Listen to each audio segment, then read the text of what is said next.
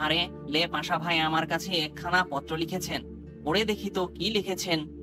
প্রিয় অদনান, এত দ্বারা জানানো যাইতেছে যে আমিও আপনার ন্যায় বিটরুটের লোহিত নির্যাস পান করিতে দৃঢ়ভাবে সংকল্পবদ্ধ এবং ভীষণভাবে ইচ্ছা পোষণ করিতেছি।